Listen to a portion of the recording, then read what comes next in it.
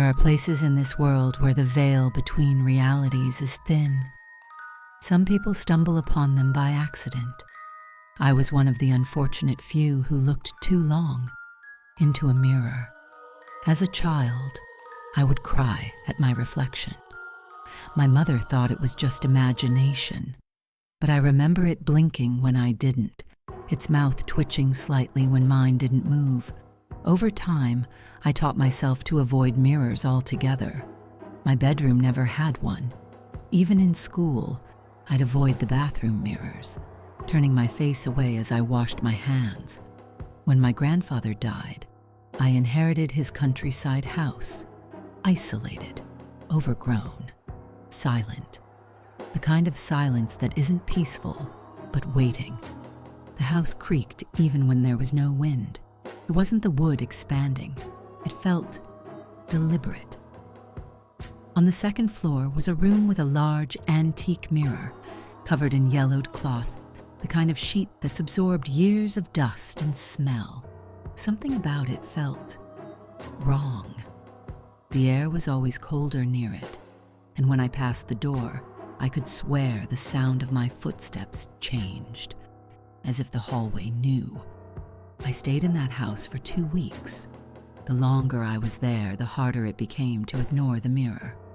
The cloth would move, not dramatically, but just enough. A fold would change. The corner would be lifted like something was looking out. The nights were the worst. I'd hear whispers. Just one word repeated over and over. Something like my name, but distorted. My ears would ring, and then silence. And every time I checked the room, the cloth had slipped further. In the basement, I found my grandfather's journal. His writing started neat but grew shaky and manic, pages filled with repetition. The mirror is not a window. It is a door. Don't open it. Don't look. Don't answer. But I looked. I don't know why. Maybe it had already chosen me. The night I uncovered the mirror, the house was silent. No wind, no creaks, just pressure, like the air was pressing down. I peeled the cloth back slowly. The mirror was spotless, no dust, as if it had been cleaned from the inside. My reflection was there, but she wasn't me. She looked exactly like me, but she was calm, too calm. I remember trembling, but she was steady. Her eyes locked onto mine with unnatural intensity. And then she blinked.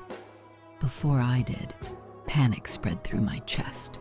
I tried to step back, but my feet stayed rooted. My hands shook. Her hands didn't. Then she smiled. I didn't. The air turned electric. The walls of the room seemed to stretch. Shadows elongated unnaturally, twisting across the floor. Behind her, in the mirror, was no longer my room. It was darker, older, decayed. She raised her hand slowly, pressing it against the glass. I didn't mean to move, but my hand rose too. Something compelled me. My fingers touched the glass and it rippled. The surface was warm, alive. I tried to pull away, but it gripped me. The mirror was no longer just reflective. It was fluid, pulling me inward. Darkness swallowed my vision. I awoke in the same room, but it wasn't the same. The light was dim, as if filtered through smoke. The mirror was gone. The windows were bricked over. The door was gone. The air smelled of ash and old flowers. Voices echoed softly from the walls, whispers of regret, sobbing, pleading. Shadows flickered even though there was no light source. I heard breathing that wasn't mine. I wandered, screaming for help, but my voice came back to me, echoed in tones I didn't recognize. Then I saw her. A girl stood in the far corner, pale, barefoot. Her black hair hung over her face like curtains. Her white dress floated slightly as if underwater. I couldn't see her face, but I knew she was watching. She raised a hand and pointed directly at me. My legs moved without command. I stepped forward, heart pounding.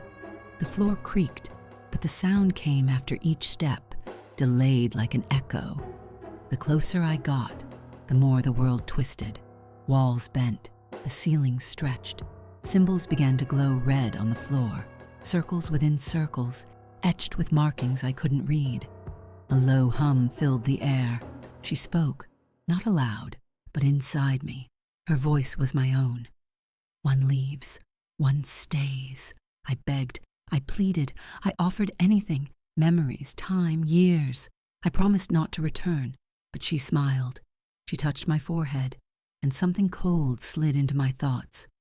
I felt parts of myself being pulled away.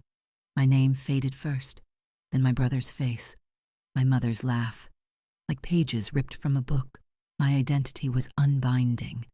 Then came silence. When I opened my eyes, I was in bed, my room. The morning sun glowed through the window.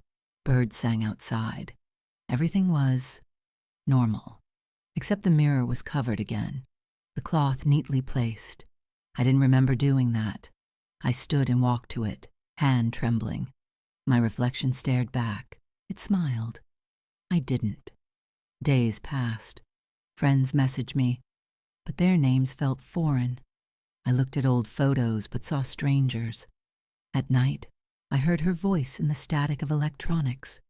I saw her in puddles, in windows, in any reflection that lingered too long. Last night in the city, I passed a store. The window was dark, but she was there, inside, watching, smiling, waiting. And for the first time, I smiled back,